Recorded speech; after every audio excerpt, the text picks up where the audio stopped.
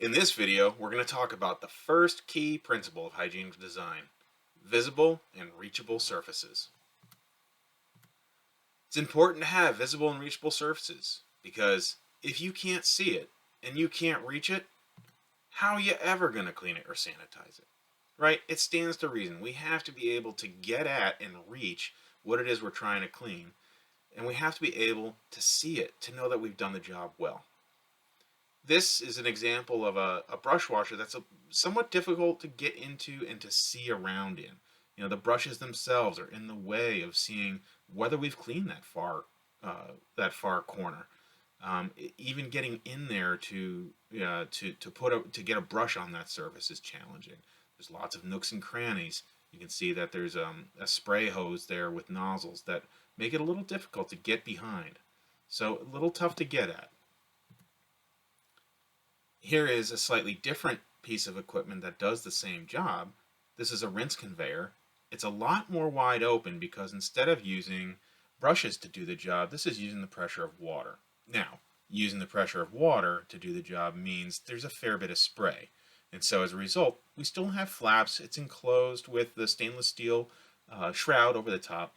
But look how much easier it is to see what needs to be cleaned and whether it's been cleaned.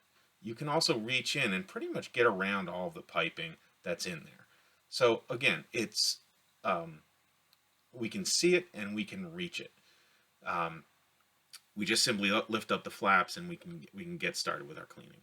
On the right hand side is another feature that enables visibility and reachability, and that's the hinged access to the bottom side of the rinse conveyor.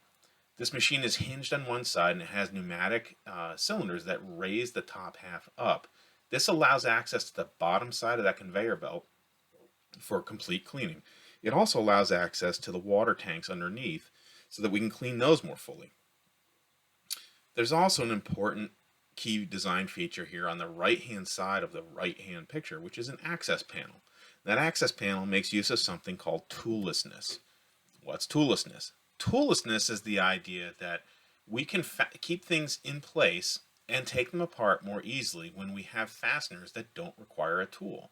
So it's using things like threaded knobs or wing nuts instead of a 1/2-inch bolt that makes you run for the workshop every time you need to take something apart and try to find that coveted 1/2-inch wrench. It's the intent here is to make it easier to remove panels and to make disassembly of machines a little bit easier when you're doing routine maintenance or cleaning. Now, we want to be really careful here. We want to make sure we're all practicing good lockout tag out procedure.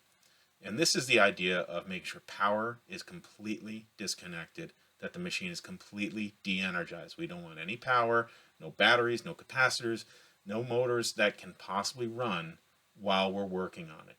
You may also want to make sure that water is disconnected from the machine when you're working on it, and use a secondary water source for any cleaning that you're doing. This is that access panel on the machine that I was showing before, and just gives you a better idea of what toollessness looks like on a particular machine.